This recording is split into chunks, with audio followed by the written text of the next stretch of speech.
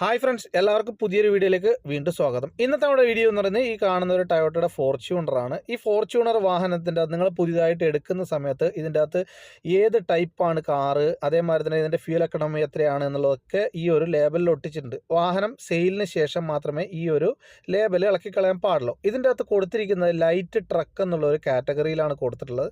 ഇത് കണ്ടല്ലോ, ഈ ഒരു സ്റ്റിക്കർ എന്ന് പറയുന്നത് ആഫ്റ്റർ സെയിലിന് ശേഷം മാത്രമേ ഇളക്കാൻ പാടുള്ളൂ. അതേമാതിരി തന്നെ എല്ലാ വാഹനത്തിലും കൊടുത്തിട്ടുണ്ട്. അതേമാതിരി തന്നെ ഈ കാണുന്ന നിസാൻ്റെ ഈ വണ്ടിയും ലൈറ്റ് ട്രക്ക് കാറ്റഗറിയിലാണ് കൊടുത്തിട്ടുള്ളത്.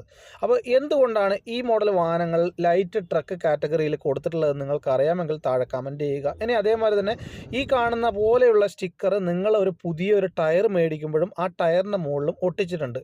അപ്പോൾ നിങ്ങൾ എത്ര പേര് ഈ ഒരു ടയർ മേടിക്കുന്ന സമയത്ത് ഈ ഒരു സ്റ്റിക്കർ ശ്രദ്ധിക്കാറുണ്ട്? അപ്പോൾ ശ്രദ്ധിക്കാറുണ്ടെങ്കിൽ താഴെ കമൻറ്റ് ചെയ്യുക. അപ്പോൾ വീഡിയോ ഇഷ്ടപ്പെട്ടുണ്ടെങ്കിലോ ജർമ്മൻ വാഹനങ്ങൾ ടെക്നിക്കൽ സപ്പോർട്ടിനായിട്ട് ചാനൽ സബ്സ്ക്രൈബ് ചെയ്യുക, എന്നെ സപ്പോർട്ട് ചെയ്യുക. Thank you for watching.